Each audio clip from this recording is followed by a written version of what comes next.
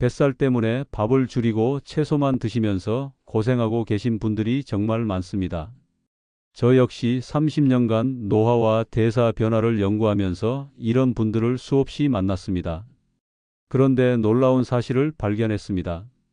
문제는 식습관이 아니라 세포가 굳어버린 탓이었던 것입니다. 시작 전에 좋아요와 구독 부탁드립니다.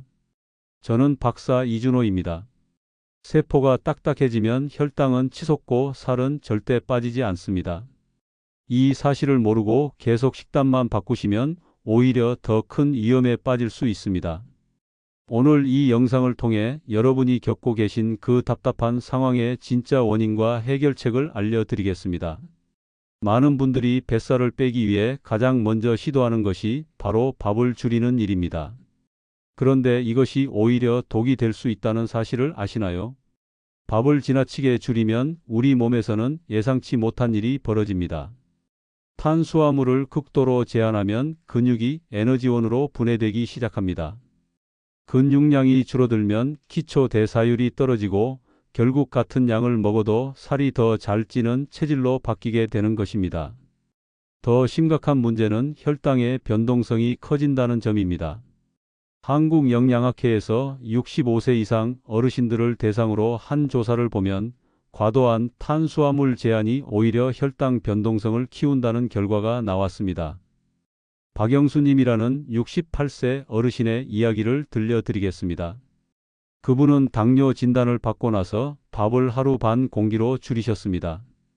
처음 2개월 동안은 체중이 3kg 정도 빠져서 상당히 기뻐하셨죠. 그런데 3개월째부터 이상한 증상들이 나타나기 시작했습니다.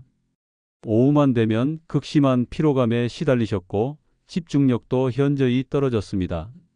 더 큰 문제는 혈당 수치였습니다. 아침 공복 혈당은 오히려 전보다 높아졌고 식후 혈당 역시 롤러코스터처럼 불안정했습니다. 그분이 저를 찾아오셨을 때 근육량 검사 결과 2kg 이상의 근육량이 감소한 상태였습니다.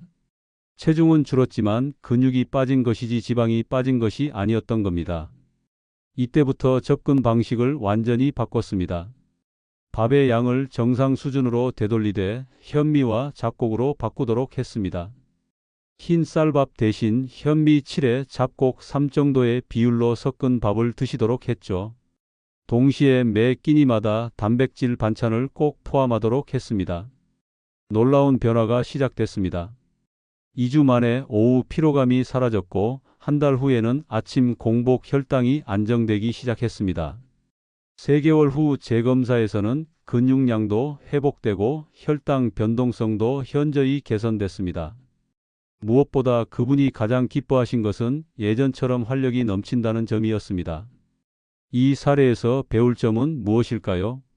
탄수화물 자체가 나쁜 것이 아니라 어떤 탄수화물을 언제 얼마나 먹느냐가 중요하다는 것입니다.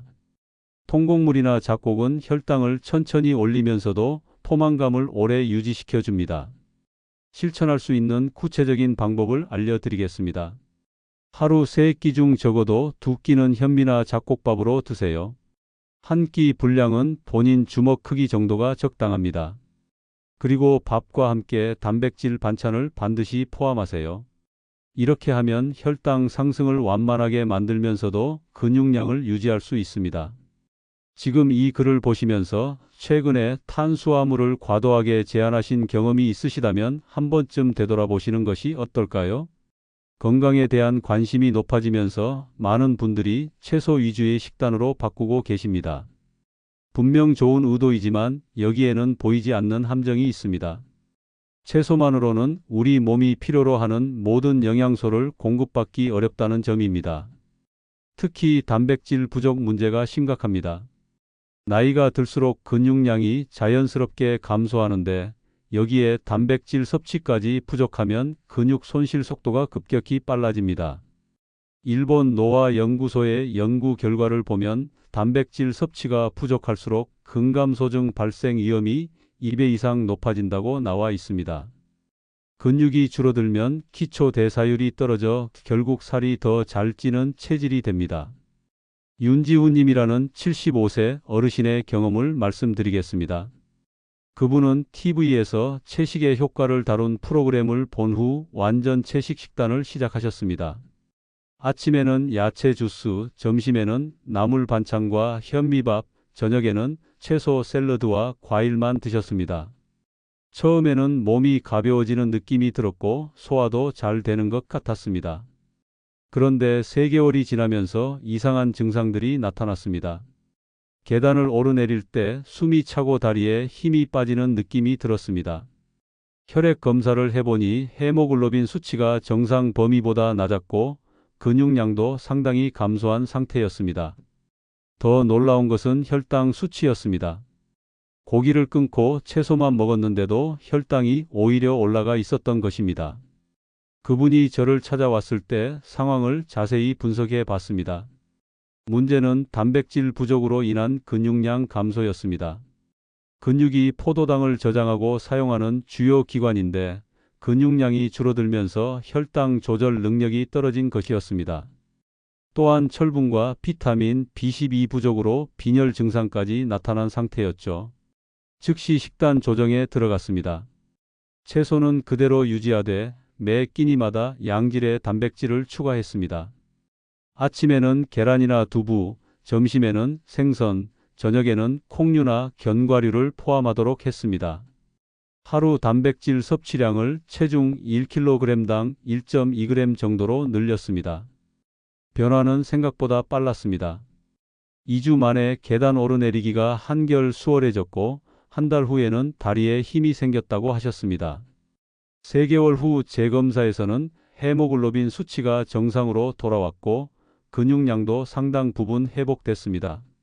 무엇보다 혈당 수치가 안정되면서 활력을 되찾으셨습니다. 채식 자체가 나쁜 것은 아닙니다. 다만 균형이 중요합니다. 식물성 단백질도 충분히 좋은 단백질원이 될 수 있습니다. 두부, 콩류, 견과류, 퀴노아 등을 적절히 조합하면 완전한 아미노산을 섭취할 수 있죠. 실천 방법을 구체적으로 알려드리겠습니다. 매 끼니마다 손바닥 크기만큼의 단백질 식품을 포함하세요. 아침에는 계란 2개나 두부 1모, 점심에는 생선 1토막이나 닭가슴살, 저녁에는 콩류나 견과류 1줌 정도가 적당합니다. 채소는 여전히 중요하지만 단백질과 함께 섭취해야 시너지 효과를 낼 수 있습니다. 혹시 최근에 채소 위주 식단만 고집하면서 기력이 떨어지신 경험은 없으신지요? 저녁 식사를 끝내고 나서도 뭔가 아쉬운 마음에 간식을 찾게 되는 경우가 많습니다. 특히 TV를 보거나 책을 읽으면서 과일이나 견과류를 조금씩 드시는 분들이 계십니다. 건강에 좋다고 알려진 음식이니까 괜찮다고 생각하시죠.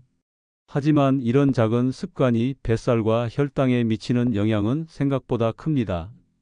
밤늦은 시간에 섭취하는 음식은 우리 몸의 생체 리듬을 교란시킵니다.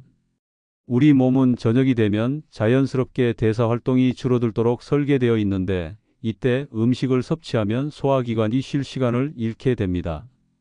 미국 당뇨협회의 연구를 보면 밤 9시 이후 섭취하는 음식은 혈당 조절 능력을 현저히 떨어뜨린다고 나와 있습니다. 최경자님이라는 70세 어르신의 이야기입니다. 그분은 평소 식단 관리를 꽤 잘 하시는 편이었습니다. 3끼 식사는 규칙적으로 하시고 기름진 음식도 피하셨죠. 그런데 한 가지 습관이 있었습니다. 밤 10시쯤 되면 입이 심심해서 사과 반 개나 배 1조각을 드시는 것이었습니다. 과일은 몸에 좋다고 생각하셨고 양도 많지 않으니까 문제 없다고 생각하셨죠. 그런데 아침마다 측정하는 공복 혈당이 계속 높게 나왔습니다. 150에서 170 정도로 정상 범위를 훌쩍 넘는 수치였습니다. 낮 시간대 식후 혈당은 그럭저럭 관리되는데 아침 혈당만 유독 높아서 당황스러우셨습니다. 혈당약도 복용하고 있었는데 효과가 제대로 나타나지 않았던 것입니다. 자세한 상담을 통해 생활 패턴을 점검해 보니 밤 간식 습관이 문제였습니다. 과일 자체는 좋은 음식이지만 밤늦은 시간에 섭취하면 상황이 달라집니다. 과일에 들어있는 과당은 간에서 처리되는데 밤에는 간의 대사 활동이 줄어든 상태라 과당 처리가 제대로 되지 않습니다. 그 결과 아침까지 혈당이 높은 상태로 유지되는 것이었습니다. 그분께 밤 간식을 끊어보자고 제안했습니다. 처음에는 입이 심심하다며 힘들어 하셨지만 대신 따뜻한 허브티나 물을 드시도록 했습니다. 정말 견디기 어려울 때는 오이나 샐러리처럼 당분이 거의 없는 채소를 조금 드시도록 했죠. 변화는 즉시 나타났습니다. 밤 간식을 끊은 지 3일 만에 아침 공복 혈당이 130대로 떨어졌습니다. 일주일 후에는 120대, 2주일 후에는 110대까지 내려갔습니다. 그분이 가장 놀라워하신 것은 아침에 일어났을 때의 컨디션이었습니다. 전보다 훨씬 개운하고 상쾌한 느낌이 들었다고 하셨습니다. 한개월 후 재검사에서는 당화혈색소 수치도 상당히 개선됐습니다. 더 놀라운 것은 허리둘레가 3cm나 줄어든 점이었습니다. 밤 간식 하나만 끊었는데도 이런 변화가 일어난 것입니다. 이 사례에서 중요한 점은 음식의 종류보다 섭취 시간이 더 중요할 수 있다는 것입니다. 같은 과일이라도 오후 3시에 먹는 것과 밤 10시에 먹는 것의 영향은 완전히 다릅니다. 실천 가능한 방법을 알려드리겠습니다. 저녁 식사 후 3시간 이내에는 아무것도 드시지 마세요. 만약 정말 배가 고프다면 물이나 무가당 차로 대신하시기 바랍니다. 입이 심심할 때는 양치질을 하거나 따뜻한 물로 입을 헹구는 것도 도움이 됩니다. 처음에는 힘들겠지만 2주 정도 지나면 밤에 먹고 싶은 욕구가 현저히 줄어들 것입니다. 혹시 지금도 밤마다 뭔가를 드시면서도 왜 혈당이 안 떨어지는지 궁금해하신 적은 없으신가요? 오늘 말씀드린 5가지 이야기의 핵심은 결국 하나로 귀결됩니다. 뱃살과 혈당 문제는 단순히 먹는 것을 줄인다고 해결되지 않는다는 점입니다. 탄수화물을 무조건 제한하거나 채소만 먹는 것, 이런 극단적인 방법은 오히려 우리 몸의 세포를 더 딱딱하게 만들어 상황을 악화시킬 수 있습니다. 진정한 해결책은 세포가 말랑말랑하게 유지될 수 있도록 도와주는 생활 습관에 있습니다. 균형 잡힌 식사와 충분한 수분 섭취, 적당한 운동과 스트레스 관리가 바로 그것입니다.